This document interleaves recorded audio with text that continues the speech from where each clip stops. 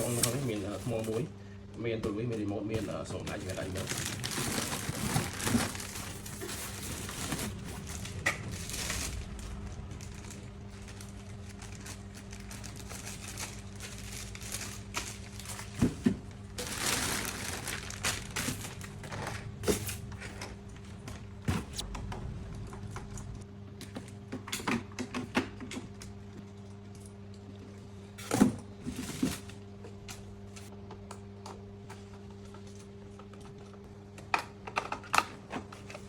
Okay, okay.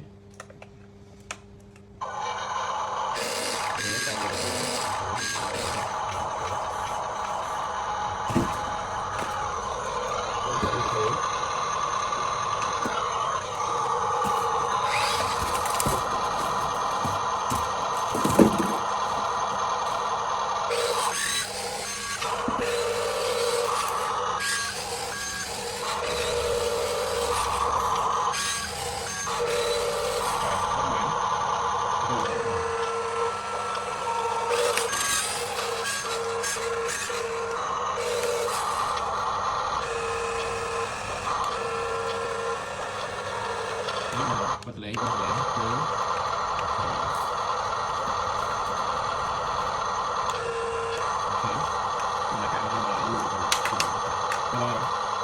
và số đây bò này bạn ninh đẹp trong chụp bò với con nick miền mò xem đã lan muối miền thốn việt đây mốt đây mau xin bảo biết thì ăn miền mò này thì một là lời mò nick miền dùng mò